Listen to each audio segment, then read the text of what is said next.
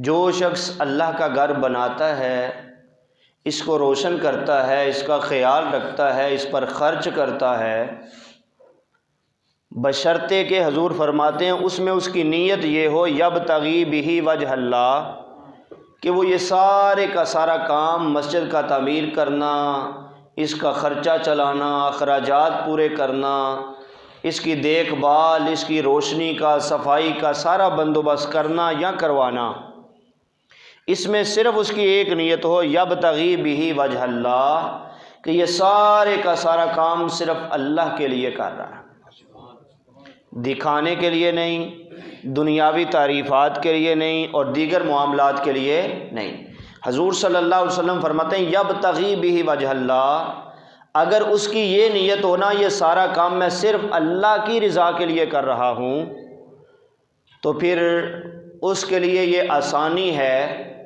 کہ اس کے اپنے گھر کے جو معاملات ہیں نا، اللہ رب العزت ان کے اندر اس کی معاونت کرے گا۔ جو اللہ کے گھر کا خیال رکھتا ہے، حضور فرماتے ہیں اللہ تعالیٰ اس کے گھر کا خیال رکھتا ہے۔ جو اس کو آباد کرتا ہے، اللہ تعالیٰ اس کے گھر کو شاد کرتا ہے۔ جو اس کو روشن کرتا ہے، حضور صلی اللہ علیہ وسلم فرماتے ہیں جو اس کو روشن کرتا ہے وہ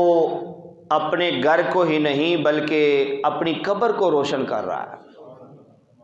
لیکن یہ ساری چیزوں کے پیچھے جو اصل بات ہے وہ یہی ہے کہ اس کے اندر اس کی نیت اور ارادہ صرف اور صرف ہو کہ یہ میں اللہ کے لیے کر رہا ہوں۔ اور اس پوری دنیا میں صدقہ جاریہ کی مختلف صورتیں ہیں، مختلف صورتیں ہیں، اس کی اعلیٰ سے اعلیٰ صورتیں ہیں صدقہ جاریہ کی، لیکن صدقہ جاریہ کا بہترین جو طریقہ ہے نا وہ مسجد بنانا ہے، کیونکہ جو مسجد جگہ بن جاتی ہے نا پھر قیامت تک اس کو سیل نہیں کیا جا سکتا، اس کو کم نہیں کیا جا سکتا، اس کو بڑھایا تو جا سکتا ہے، کم نہیں کیا جا سکتا۔ اگر کوئی مسجد بنا کے دنیا سے چلا گیا تو وہ یوں سمجھ لے کہ وہ اپنے لیے سب سے اچھا صدقہ جاریہ کا بندوبست کر گیا، کیونکہ یہ مسجد قیامت تک مسجد رہے گی، مسجد قیامت تک مسجد رہے گی۔ اللہ اکبر، ذرا دیکھیے، اور جو مسجد کی جگہ ہوتی ہے یہ آسمان تک یہ مسجد کی ہی جگہ ہوتی ہے۔ اور حضور صلی اللہ علیہ وسلم فرماتے ہیں آسمان والوں کے لیے جو مسجد کی جگہ ہے نا آسمان سے ایسے ہی روشن اور منور نظر آتی ہے جیسے زمین والوں کے لیے آسمان کے تارے نظر آتے ہیں۔ آپ اندازہ کیجئے، حضور صلی اللہ علیہ وسلم فرماتے ہیں جیسے ہمیں دنیا میں رہ کر آسمان پہ تارے چمکتے ہوئے نظر آتے ہیں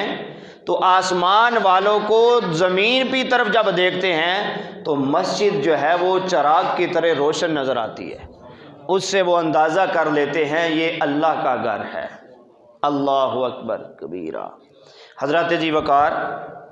نبی اکرم صلی اللہ علیہ وسلم نے ارشاد فرمایا، یہ حدیث آپ نے پلے باندھنی ہے۔ آپ کو پتہ ہے کہ میرا جو تقریر کا زیادہ تر موضوع اور ٹاپک ہوتا ہے وہ اصل میں بات سمجھانا مقصد ہوتا ہے، صرف علم نچھاور کرنا یا واہ واہ کرنا یا کروانا یا سبحان اللہ یہ بعد کی باتیں ہیں۔ اصل نیت اور ارادہ یہی ہوتا ہے کہ کسی کے پلے کو بات پڑ جائے، کو آیا ہے تو کو بات لے کے جائے، اس کو فائدہ ہو۔ تو نبی اکرم صلی اللہ علیہ وسلم ارشاد فرماتے ہیں جب کوئی مسجد کی طرف آتا ہے نا، بڑی خوبصورت حدیث ہے، فرمایا جب وہ مسجد کی طرف آتا ہے تو مسجد میں جب پہنچتا ہے نا تو وہ یوں سمجھے کہ اس کا رب اس کی ضیافت فرما رہا ہے، کہ وہ اب رب کا مہمان ہے اور رب اس کی مہمان نوازی فرما رہا ہے۔ ظاہر ہے جس کو آپ گھر میں بلائیں، دعوت دیں، وہ آپ کا مہمان ہے، آپ میزبان ہیں، تو آپ اپنی استطاعت کے مطابق، ایک ہے کہ آپ نے بلایا نہیں خود بندہ چل کے آ گیا، اس کا بھی احترام فرض ہے، ایک یہ ہے کہ آپ نے خود دعوت دی ہے، بلایا ہے، پھر اس کا آگے بڑھ کے استقبال کرنا، اس کو اچھی جگہ بٹھانا، اس کے آنے سے پہلے کھانے پینے ہر چیز کا بندوبست کرنا، یہ آپ پر فرض ہو جاتا ہے۔ تو جب اللہ رب العزت کے کہنے پر ایک مؤذن یہ آواز دیتا ہے حی علی الصلاۃ حی علی الفلاح، نماز کی طرف آؤ، آواز تو مؤذن کی ہوتی ہے لیکن بلاوا کس کی طرف سے ہوتا ہے؟ بلاوا کس کی طرف سے ہوتا ہے؟ اللہ کی طرف سے ہوتا ہے۔ تو جب رب تمہیں خود بلا رہا ہے، ایک واسطے کے ساتھ خود دعوت دے رہا ہے، اب جب آپ اپنے رب کی دعوت کو قبول فرما لیتے ہیں تو پھر رب ذوالجلال اپنی شان کے اعتبار سے تمہاری ضیافت فرمائے گا۔ یہ تو نہیں نہ ہو سکتا کہ آپ کے گھر میں آپ نے خود مہمان بلایا ہو اور بغیر اس کی عزت کیے کھلائے پلائے آپ اس کو گھر سے بھیج دیں، ایسا تو نہیں ہوتا، یہ تو بندہ بھی نہیں کرتا۔ تو بتائیں جس کو رب ذوالجلال بلائے اور بلا کر اس کی ضیافت فرمائے تو اللہ رب العزت اسے نکارا تو واپس نہیں نہ کرے گا، اس کی جولی میں اپنی شان کے لائق خیرات ڈالے گا، اپنی شان کے لائق۔ بندے کے عمل اور صلاحیت اور نیت اور ارادے کے اعتبار کے ساتھ ساتھ اپنی شان کے لحاظ سے جو ہے وہ اس کے ساتھ سلوک فرمائے گا۔ تو بندہ کبھی بھی اللہ کے گھر میں اللہ رب العزت کے بلائے بغیر نہیں آتا، اس کی دعوت پہ آتا ہے۔ اور دوسری حدیث میں نبی اکرم صلی اللہ علیہ وسلم ارشاد فرماتے ہیں، توجہ ہے نا آپ کی، حضور صلی اللہ علیہ وسلم فرماتے ہیں جو بندہ اپنے گھر سے اچھے طریقے سے وضو کرتا ہے، وضو کر کے مسجد میں آتا ہے اور صرف یہ نیت رکھ رہا ہے کہ میں وہاں عبادت کے لیے جا رہا ہوں، نماز کے لیے جا رہا ہوں، تو حضور صلی اللہ علیہ وسلم فرماتے ہیں وہ مسجد میں قدم رکھتا ہے نا، اس کے مسجد میں آنے سے اس کا رب اتنا خوش ہوتا ہے، اتنا خوش ہوتا ہے کہ جیسے کسی کے گھر سے اس کا کوئی فرد گھر کا غائب ہو جائے، مل نہ رہا ہو، وہ اچانک گھر میں آ جائے تو جتنا گھر والوں کو خوشی ہوتی ہے، حضور صلی اللہ علیہ وسلم فرماتے ہیں اس سے زیادہ اللہ تعالیٰ کو جو ہے اس بندے کے مسجد میں آنے میں خوشی ہوتی ہے۔ اور دوسری حدیث میں ہے اللہ صرف خوش ہی نہیں ہوتا بلکہ اللہ تعالیٰ اس کا استقبال بھی فرماتا ہے۔ استقبال یہی ہوتا ہے نا، آگے بڑھ کے کسی کو خیر مقدم کہنا، آگے بڑھ کے کسی کو ویلکم کہنا۔ تو حضور صلی اللہ علیہ وسلم فرماتے ہیں اللہ تعالیٰ خوش بھی ہوتا ہے اور آگے بڑھ کر اس کا استقبال بھی فرماتا ہے۔ اور ایک حدیث قدسی میں نبی اکرم صلی اللہ علیہ وسلم ارشاد فرماتے ہیں جو شخص اللہ کی گھر کی مسجد کی طرف، اللہ کے گھر کی طرف ایک قدم اٹھاتا ہے، اللہ رب العزت اپنی شان کے لائق اس کی طرف 10 قدم اٹھاتا ہے، اس کی طرف، یعنی اللہ تعالیٰ اس کی طرف 10 قدم فرمانے کا مطلب ہے کہ اللہ کی رحمت اس کے زیادہ قریب ہوتی ہے۔ وہ ایک قدم اٹھاتا ہے، اللہ کی رحمت 10 قدم اس کی طرف جاتی ہے۔ اور پھر حضور فرماتے ہیں جو تیزی سے چل کے آتا ہے اللہ کی رحمت اس کی طرف دوڑ کے آتی ہے اور اس بندے کا آگے بڑھ کر استقبال اور ویلکم کرتی ہے، کیونکہ اللہ نے خود بلایا ہے۔ اور بلائے ہوئے مہمان کے ساتھ ایسا نہیں کیا جاتا کہ جناب والا کسی کو بھیج دیا جائے، جناب والا دروازہ کھول دو اس کو بٹھا دو، بلکہ جس کو بلایا جاتا ہے پھر آگے بڑھ کے دروازے سے باہر آ کے اس کا استقبال کیا جاتا ہے، اس کا احترام کیا جاتا ہے، کیونکہ وہ بن بلائے نہیں آیا، آپ نے خود اس کو دعوت دی ہے۔ تو رب ذوالجلال کے گھر میں اللہ کے بلانے پہ آپ آتے ہیں، اور جب بندہ بندہ ہو کر کسی کو بلائے اور اس کا احترام اور تعظیم اور اکرام کرتا ہے تو آپ اندازہ کیجئے پھر رب ذوالجلال اس بندے کو کیا انعامات دیتا ہوگا، کتنے انعامات سے نوازتا ہوگا۔ پیارے آقا صلی اللہ علیہ وسلم فرماتے ہیں من بنا للہ مسجداً، جو شخص بھی اللہ کی رضا کے لیے مسجد بنائے گا، جو شخص بھی، بولیں ذرا، مسجد بنائے گا، کس کے لیے مسجد بنائے گا؟ للہ، اللہ کے لیے۔ اب اللہ تعالیٰ اس سے کتنا خوش ہوگا؟ حضور فرماتے ہیں اس نے دنیا میں اللہ کی رضا کے لیے مسجد بنائی ہے اور اس نے بنائی ہے، اور اللہ جو ہے بن اللہ لہ بیتن فی الجنہ، اس کے لیے اس کا رب جنت میں ایک محل تیار فرمائے گا۔ یہاں مسجد بندہ بنا رہا ہے، وہاں حدیث کے الفاظ ہیں کہ محل بن اللہ، اللہ تعالیٰ محل بنا رہا ہے۔ یہاں اس نے مسجد بنائی ہے، وہاں اللہ محل بنا رہا ہے۔ اس میں دنیا میں بنائی ہے، اللہ جنت میں بنا رہا ہے۔ اس نے دنیا میں بنائی ہے اور اللہ تعالیٰ اس کے لیے جنت میں بنا رہا ہے۔ بتائیے جنت سے بڑھ کر کوئی اور نہیں۔ اب جب حضور یہ فرما رہے ہیں نا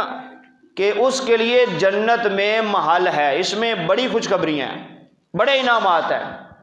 ظاہر ہے جو بندہ ایمان پہ مرا ہی نہیں وہ جنت میں جائے گا؟ کیوں جی بولیں ذرا، نہیں جائے گا۔ جس کو قبر میں عذاب ہو رہا ہو اور پھر اس کے بعد جب وہ اسے قبر سے اٹھایا جائے وہ پل صراط میں پھنس جائے اور حساب و میزان میں پھنس جائے اور اسے حضور کی شفاعت ہی نہ ملے، تو یہ جو حضور صلی اللہ علیہ وسلم نے خوشخبری دی ہے نا، جو مسجد اللہ کے لیے دنیا میں بناتا ہے اللہ اس کے لیے جنت میں گھر بناتا ہے، یہ سننے میں تو چھوٹا سا جملہ ہے لیکن اس جملے کے اندر بڑی چیزیں چھپی ہوئی ہیں۔ اللہ اس کو جنت بھی دے گا، جنت میں محل بھی دے گا اور اس کے محل کو خود تعمیر فرمائے گا، اور اس کو اللہ تعالیٰ یہ بھی انعام دے گا کہ جنت میں جانے کے لیے جو درمیان میں جتنی رکاوٹیں ہیں نا ان میں سے کوئی رکاوٹ اس کے قریب نہیں آئے گی۔ جو مسجد اللہ کے لیے بنائے گا مرتے وقت وہ مسلمان ہوگا، اسے قبر میں عذاب نہیں ہوگا، وہ پل صراط سے گرے گا نہیں اور حساب و میزان میں نہیں پھنسے گا۔ یہ دیکھنے میں سننے میں چھوٹا سا جملہ ہے لیکن اگر آپ اس کی حقیقت اور گہرائی کی طرف جائیں تو یہ انسان کے لیے، مومن کے لیے بہت بڑا انعام ہے، کیونکہ مسجد بنانا کوئی معمولی سی بات نہیں ہے، یہ ہر بندے کے بس کی بات نہیں۔ اور پھر حضور صلی اللہ علیہ وسلم نے مزید آسان کر دی۔ ظاہر ہے مسجد بنانے کے لیے پہلے جگہ خریدنی ہے، لاکھوں کروڑوں روپے ہوں گے تو پھر بنے گی نا۔ حضور صلی اللہ علیہ وسلم فرماتے ہیں، جو ترمذی کی حدیث ہے جو خطبے میں نے پڑھی، حضور صلی اللہ علیہ وسلم فرماتے ہیں ضروری نہیں کہ وہ بہت بڑی مسجد بنائے گا تو تب اللہ اسے جنت میں محل دے گا۔ حدیث کے الفاظ ہیں من بنا للہ مسجدا صغیرا کان او کبیرا، وہ چھوٹی مسجد بنا رہا ہے یا بڑی مسجد بنا رہا ہے اللہ اس کو انعام وہی عطا فرمائے گا، اللہ تعالیٰ اس کو وہی انعام عطا فرمائے گا، کیونکہ اللہ تعالیٰ یہ نہیں دیکھتا یہ چھوٹی اور بڑی بنا رہا ہے، اللہ تعالیٰ یہ دیکھ رہا ہے یہ بنا کس کے لیے رہا ہے۔ کیا دیکھ رہا ہے اللہ تعالیٰ؟ یہ کس کے لیے بنا رہا ہے، یہ اللہ کے لیے بنا رہا ہے، اور جو کام اللہ کے لیے ہوتا ہے وہ چھوٹا نہیں ہوتا، جو کام اللہ کے لیے ہوتا ہے وہ چھوٹا نہیں ہوتا، وہ ایک ذرے جتنا ہو وہ پہاڑ سے بھی بڑا ہو جاتا ہے، اور جو اللہ کے لیے خرچ کیا ہوا ہوتا ہے اللہ رب العزت 70 گنا کیا 700 گنا اس بندے کو نصیب فرماتا ہے۔ اور ایک دوسری حدیث ہے، تھوڑا سا آگے بڑھیں کیونکہ ہم میں سے اکثر ایسے بندے ہیں جو بڑی کیا چھوٹی مسجد بنانے کی بھی صلاحیت نہیں رکھتے لیکن جنت میں محل چاہتے ہیں۔ کیوں جی؟ ہم میں سے ہر کوئی جنت میں محل چاہتا ہے نا، تو حضور تو فرماتے ہیں مسجد بنائے گا تو محل ملے گا۔ اب ہم جو ہے وہ محل تو چاہتے ہیں لیکن مسجد ہی نہیں بنا پاتے، مسجد نہیں بنا سکتے، صلاحیت نہیں، استطاعت نہیں، پیسے نہیں، یا جس کے پاس پیسے ہیں تو اس کی ترجیحات ہو رہے ہیں کہ ایک گھر ہے تو ایک اور گھر بنا دیں، ایک فیکٹری ہے تو 2 ایک اور فیکٹری بنا لیں، 10 ملازم ہیں تو 20 ہو جائیں، اس کی ترجیحات مختلف ہیں۔ حضور صلی اللہ علیہ وسلم نے کیا خوبصورت آسانی فرما دی، فرمایا اگر کوئی شخص اللہ کی رضا کے لیے، یہ شرط ہے، یہ بار بار میں جملہ اس لیے کہہ رہا ہوں کہ یہ ہر حدیث میں حضور صلی اللہ علیہ وسلم نے للہ یہ لفظ بار بار کہا ہے کہ مسجد بنائے اور بنائے صرف اللہ کے لیے۔ حضور صلی اللہ علیہ وسلم فرماتے ہیں ایک پرندے کے گھونسلے کے برابر جگہ جتنی بھی مسجد بنائے گا تو اللہ پھر بھی اس کو جنت میں محل عطا کرے گا، پھر بھی اللہ تعالیٰ اسے جنت میں ایک پرندے کے گھونسلے کے برابر بھی، اور دوسری حدیث میں ہے ایک اینٹ کے برابر بھی۔ اور اگر کسی کے پاس یہ صلاحیت بھی نہ ہو یا ہو اور اس کے لیے ناممکن ہو، کیونکہ ایک گھونسلے کے برابر اگر مسجد بنائے گا تو وہاں کیا ہوگا؟ وہاں تو نماز ہی نہیں ادا ہوگی، وہاں تو رکوع بھی نہیں ہوگا، کھڑا بھی نہیں ہوا جا سکتا، ایک اینٹ پہ کیا بندہ نماز ادا کرے گا؟ تو اصل میں حضور صلی اللہ علیہ وسلم ان احادیث سے بتانا یہ چاہتے ہیں کہ اللہ کے ہاں مسجد بنانا عمل کتنا بڑا ہے۔ یہ نہ دیکھو اس نے تھوڑی بنائی زیادہ بنائی، یہ دیکھو کہ اس نے بنائی کس کے لیے ہے، بنائی کس کے لیے ہے۔ اور حضور صلی اللہ علیہ وسلم نے ارشاد فرمایا جو شخص بھی مسجد کی طرف چل کر آتا ہے صرف نماز ادا کرنے کے لیے، اللہ رب العزت اسے ایک حج کا ثواب عطا فرماتا ہے۔ کتنا ثواب عطا کرتا ہے؟ اور اگر حضور فرماتے ہیں چاشت کی نماز ادا کرنے کے لیے آئے گا وہ اللہ تعالیٰ اسے عمرے کا ثواب عطا فرمائے گا۔ اگر فرض ادا کرنے کے لیے آئے گا تو حج کا ثواب ملے گا، نفل ادا کرنے کے لیے آئے گا تو اللہ اسے عمرے کا ثواب نصیب فرمائے گا۔ تو مسجد کا خیال رکھنا، اس کی آبادی کا خیال رکھنا، اس کی صفائی ستھرائی کا، اس کی روشنی کا بندوبست کرنا اور اس کی دیکھ بھال کرنا، اس کو آباد کرنے کی کوشش کرنا، اس کے لیے وقت خرچ کرنا، اس کے لیے مال خرچ کرنا، یہ اللہ کو بڑا پسندیدہ عمل ہے۔ اتنا پسندیدہ عمل ہے کہ حضور نبی اکرم صلی اللہ علیہ وسلم ارشاد فرماتے ہیں کہ جو شخص مسجد میں چراغ روشن کرتا ہے، کیا بولیں ذرا، مسجد میں چراغ روشن کرتا ہے۔ اب چراغ روشن کرنا تو کسی چراغ سے مراد کہ آج کے دور میں آپ لگا لیں، کوئی لالٹین لگاتا ہے، کوئی انرجی سیور لگاتا ہے، کوئی LED لائٹ لگواتا ہے، یا اس کے علاوہ فانوس لگواتا ہے، مسجد میں روشنی کا بندوبست کرتا ہے کسی اعتبار سے بھی۔ تو چونکہ اس دور میں چراغ چلا کرتے تھے تو حضور صلی اللہ علیہ وسلم فرماتے ہیں جو بندہ مسجد میں روشنی کا بندوبست کرتا ہے نا، جب تک مسجد میں روشنی جلتی رہتی ہے فرشتے اس کے لیے بخشش کی دعا کرتے رہتے ہیں، فرشتے اس کے لیے بخشش کی دعا کرتے رہتے ہیں، اور جب تک روشنی جلتی رہتی ہے بخشش کی دعا اس کے لیے ہوتی رہتی ہے۔ جب چراغ گل ہو جاتا ہے تو پھر فرشتے اس کے لیے بخشش کی دعا چھوڑ دیتے ہیں۔ جب کوئی اور شخص اس میں تیل ڈال کے اس کو جلائے گا، یعنی مسجد کے لیے ایک شخص تھوڑا سا بھی خرچ کرتا ہے تو اللہ رب العزت کے فرشتے اس کے لیے استغفار کی دعا کرتے ہیں، اس کے لیے بخشش کی دعا کرتے ہیں۔ اور حضور صلی اللہ علیہ وسلم ارشاد فرماتے ہیں کہ جو مسجد میں صفائی کا بندوبست کرتا ہے اللہ رب العزت اس کے دل کی صفائی کا بندوبست کرتا ہے۔ شیخ عبد القادر جیلانی رحمۃ اللہ فرماتے ہیں اگر کوئی بندہ عبادت کر کر کے بھی اس نتیجے پر نہ پہنچے کہ اس کے دل میں نرمی آئے، اس کی زبان کی تلخی اور دل کی سختی نماز عبادت کے بعد بھی اسی طرح رہے، تو حضرت شیخ عبد القادر جیلانی فرمایا کرتے تھے جو کام وہ عبادت سے نہیں ہو سکا وہ مسجد کی صفائی کرے گا تو اللہ تعالیٰ اس کے دل کے اندر نرمی پیدا فرما دے گا اور اس کی زبان کے اندر سے سختی ختم فرما دے گا۔ تو مسجد کی صفائی اللہ کو بڑی پسند ہے۔ حضور صلی اللہ علیہ وسلم فرماتے ہیں جس بندے نے بھی مسجد سے کوئی ایسی چیز ہٹا دی، باہر پھینک دی جو نمازیوں کو تکلیف دے رہی تھی، کوئی چیز بھی، حضور صلی اللہ علیہ وسلم فرماتے ہیں بن اللہ لہ بیتا فی الجنہ، اللہ اس کا مسجد کا خیال کرنے کی وجہ سے اس کو جنت میں محل عطا کرے گا، اس کو جنت میں گھر عطا کرے گا۔ تو مسجد کے متعلقہ جتنی چیزیں ہیں اللہ کے ہاں ان کا بڑا اجر و ثواب ہے۔ حضور صلی اللہ علیہ وسلم کے دور پاک میں ایک عورت تھی، مسلم کی حدیث ہے، بخاری کی بھی، حضرت عائشہ صدیقہ اس کو روایت فرماتی ہے کہ ایک عورت تھی، وہ بوڑھی تھی اور انتہائی غریب تھی اور اس کا رنگ بھی بہت کالا تھا، لیکن اس کے اندر خوبی یہ تھی کہ وہ روز مسجد نبوی کی صفائی کیا کرتی تھی، روز مسجد نبوی کی صفائی کیا کرتی تھی۔ نمازیوں کے لیے سہولت پیدا کرنا، صفائی کا خیال رکھنا، حتیٰ کہ جہاں سے نمازی آئیں مسجد کی طرف آنے کے لیے جو راستہ ہے اس کا خیال کرنا، اس کو صاف ستھرا رکھنا، یہ بھی اللہ کے ہاں بڑی عبادت ہے۔ حضور صلی اللہ علیہ وسلم مسجد نبوی میں جب تشریف لاتے تھے نا تو کبھی کبھار ایسا ہوتا کہ بارش بہت زیادہ ہوتی اور اس کی وجہ سے آنے جانے کا جو راستہ تھا نا وہ گیلا ہو جایا کرتا تھا اور نمازیوں کو اس میں دقت ہوا کرتی تھی، کپڑوں کا بچانا اور دیگر معاملات میں مشکل ہو جایا کرتی تھی، اور کئی نمازی تو پھسل جایا کرتے تھے۔ تو حضور صلی اللہ علیہ وسلم نے ایک دن دیکھا کہ بارش پڑی ہوئی ہے لیکن راستہ گیلا نہیں ہے، وہ خشک ہے۔ آپ نے نماز پڑھائی اور اس کے بعد فرمایا یہ راستہ تو پہلے جو ہے وہ گیلا ہوا کرتا تھا، تر ہوا کرتا تھا، آج یہ بارش کے بعد خشک کیسے ہے؟ تو ایک صحابی کھڑے ہوئے، عرض کی یا رسول اللہ صلی اللہ علیہ وسلم، میں نے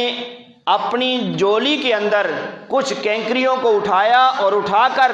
مسجد کی طرف آنے کے لیے جو راستہ تھا وہاں بچھا دیا تاکہ نمازیوں کو کوئی دقت نہ ہو۔ تو حضور صلی اللہ علیہ وسلم نے جب اس کا یہ عمل دیکھا تو ارشاد فرمایا کہ تو سب سے زیادہ نمبر لے گیا ہے،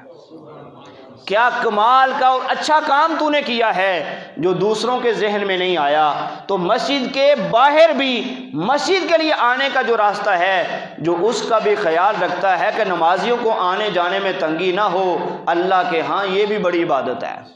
تو عرض کر رہا تھا کہ وہ بوڑھی عورت، غریب عورت، کالی سیاہ عورت، وہ مسجد کی صفائی کیا کرتی تھی، مسجد نبوی کی روزانہ صفائی کیا کرتی تھی۔ 2-3 دن گزرے، وہ عورت مسجد میں صفائی کے لیے نہ آئی۔ صحابہ کو حضور صلی اللہ علیہ وسلم نے فرمایا کہ وہ عورت کہاں ہے؟ ایک دن تو آپ نے سمجھا شاید کہ وہ بیمار ہے یا مجبوری ہے اس لیے نہیں آ سکی۔ جب مسلسل تھوڑے سے ایام گزرے تو صحابہ سے ارشاد فرمایا کہ وہ بوڑھی عورت کیوں نہیں آ رہی صفائی کرنے کے لیے؟ صحابہ نے عرض کی یا رسول اللہ صلی اللہ علیہ وسلم وہ تو مر چکی ہے۔ حضور صلی اللہ علیہ وسلم نے فرمایا مجھے بتایا کیوں نہیں؟ تو صحابہ کہیں گے یا رسول اللہ وہ تو ایک معمولی سی عورت تھی، اب مصروف انسان ہے، ہم نے اس کو معمولی سی عورت سمجھ کر اس کا جنازہ بھی پڑھا دیا، اس کے دفن کفن کا سارا انتظام کر کے اس کو قبر میں اتار دیا ہے۔ یا رسول اللہ اس بات کو تو کئی دن ہو گئے ہیں۔ تو نبی اکرم صلی اللہ علیہ وسلم جلال میں آئے، غصے میں آئے اور ارشاد فرمایا کہ تم نے مجھے اطلاع کیوں نہ دی؟ اگر تم مجھے اطلاع دیتے تو میں خود اٹھتا اور اس کا جنازہ پڑھاتا اور اس کے کفن دفن کا انتظام کرتا۔ صحابہ کہنے لگے یا رسول اللہ وہ تو عام سی اور غریب سی عورت تھی۔ حضور صلی اللہ علیہ وسلم نے فرمایا جس کو تم عام عورت سمجھ رہے ہو تم یہ نہیں دیکھ رہے کہ اس کے اندر خوبی کیا ہے، وہ مسجد کی صفائی کیا کرتی تھی۔ فرمایا تمہارے نزدیک معمولی ہے، اللہ کے ہاں معمولی نہیں، اللہ کے رسول کے ہاں اس کا بڑا مقام و مرتبہ ہے، کیونکہ وہ مسجد کی صفائی کیا کرتی تھی۔ حضور صلی اللہ علیہ وسلم نے صحابہ سے فرمایا چلو اٹھو اور مجھے اس کی قبر پہ لے جاؤ۔ حضور علیہ السلام اس کی قبر پہ تشریف لے گئے، وہاں جا کے اس کے لیے بخشش کی دعا کی اور صحابہ سے باقاعدہ اطلاع نہ دینے پر ناراضگی کا اظہار کیا اور فرمایا تم اس کو معمولی سمجھتے ہو، تم نے یہ دیکھا نہیں میں اپنے سارے کام چھوڑ کے اللہ کے کہنے پہ، اللہ کے حکم پر اس عورت کی قبر پہ آیا ہوں اور اس کے لیے دعا کر رہا ہوں۔ کتنی خوش بخت عورت ہے جس کے لیے حضور خود چل کے جاتے ہیں، اس کی قبر کی زیارت کرتے ہیں، اس کی قبر پہ جا کے اس کے لیے بخشش کی دعا کرتے ہیں۔ صرف کس لیے؟ لوگوں نے غریب سمجھ کر، کالی سمجھ کر، بوڑھی سمجھ کر جو ہے وہ چھوڑ دیا، لیکن اللہ کے رسول صلی اللہ علیہ وسلم نے فرمایا یہ کالی صحیح، لیکن تم تو دیکھتے ہو کہ یہ چہرے سے کالی ہے، لیکن حقیقت یہی ہے کہ جو مسجد کی صفائی کرتا ہے وہ دل سے سفید ہی ہوتا ہے۔ وہ چہرہ اس کا جیسا ہی کیوں نہ ہو، ظاہری رنگت اس کی کیسی ہی کیوں نہ ہو، لیکن اللہ کے ہاں رنگت کا نہیں، اللہ کے ہاں دل دیکھا جاتا ہے، اللہ کے ہاں عمل دیکھا جاتا ہے۔ وہ حبشہ کا بلال ہی کیوں نہ ہو، رنگ کالا ہی کیوں نہ ہو، موٹے کیوں نہ ہو، ناک چوڑا بھی کیوں نہ ہو، جب وہ اسلام میں آ جائے تو اسلام اسے بڑی رفت اور بلندی دیتا ہے۔ سارے لوگ جو آقا بنے پھرتے تھے وہ سارے نیچے ہیں، اسلام نے جو رنگ کا کالا تھا اور دل کا سفید تھا اس کو کعبے پہ چڑھا دیا ہے، کعبے پہ اس کو چڑھا دیا کہ یا بلال یہاں کھڑے ہو کے آذان دو، اور سارے منہ دیکھتے رہ گئے۔ اور حقیقت بھی یہی ہے کہ اللہ رب العزت لا ينظر الى صورکم ولا الى اجسادکم، اللہ تمہاری صورتیں نہیں دیکھتا کتنی خوبصورت ہیں، اللہ یہ نہیں دیکھتا تمہارا قد کتنا ہے، اللہ تعالیٰ یہ نہیں دیکھتا کہ تمہارا علاقہ کون سا ہے، زبان کون سی ہے، رنگ کون سا ہے، ولکن ينظر الى قلوبکم ونیاتکم، حضور فرماتے ہیں اللہ دیکھتا ہے تمہارا دل کیسا ہے، تمہاری نیت کیسی ہے۔ جس کی نیت اور دل صاف ہے اللہ کے ہاں وہ صاف ہے، لوگ اس کو جو بھی کہیں۔ حضور فرماتے ہیں اللہ نے مجھے حکم دیا کہ اے محمد صلی اللہ علیہ وسلم اٹھیے اور اس عورت کی قبر پہ جا کے جو ہے وہ دعا کیجئے، کیونکہ وہ معمولی عورت نہیں، وہ مسجد کی صفائی کیا کرتی تھی۔ تو مسجد کی صفائی کا خیال رکھنا، اس میں روشنی کا بندوبست کرنا، اس کے لیے مال خرچ کرنا، اس کے لیے چندہ دینا، اس کی دیکھ بھال کرنا، یہ اللہ تعالیٰ کے ہاں بہت ہی بڑی عبادت ہے، کیونکہ جو مسجد کا اللہ کے گھر کا خیال رکھتا ہے اللہ اس کے گھر کا خیال رکھتا ہے۔ علماء فرماتے ہیں جس بندے کے بال بگڑ جائیں نا، اس کے ہاتھ نہ آتے ہوں اور اس کی بات نہ مانتے ہوں، وہ اس پر لاکھوں کروڑوں روپے بھی خرچ کر چکا ہے، اس کو اعلیٰ سے اعلیٰ تعلیم، اعلیٰ سے اعلیٰ لباس اور اسے بہترین خوراک، بہترین رہائش مہیا کر چکا ہے، ان ساری چیزوں کے باوجود بھی اس کے گھر میں سکون نہیں ہے۔ اگر وہ چاہتا ہے اس کے گھر میں سکون آ جائے تو وہ مسجد میں آ کے مصلے کو آباد کرے، وہ سجدے میں گر جائے، اللہ کے گھر میں آ جائے۔ اور جب کوئی اللہ کے گھر میں آ جاتا ہے وہ اللہ کے توفیق کے بغیر نہیں آتا، جب اللہ کے بلانے پہ وہ مسجد میں آتا ہے، مسجد میں آ کے اپنے رب سے معاملہ شیئر کرے، اپنے رب سے عرض کرے یا رب میرے گھر کا یہ مسئلہ ہے، اس کو حل فرما دے۔ اللہ تعالیٰ فرماتا ہے تو میرے گھر کو آباد کرتا ہے، میں تو کسی کا بدلہ نہیں رکھتا، تو میرے گھر کو آباد رکھتا ہے، میں تیرے گھر کو آباد کرتا ہوں۔ تو میرے گھر میں سکون کا، روشنی کا اور امن کا بندوبست کرتا ہے، میں تیرے گھر میں امن و سکون رکھوں گا، اور دنیا میں بھی، اور جب تم مر جائے گا تیری قبر کو بھی مسجد کی برکتوں سے روشن اور منور کر دوں گا۔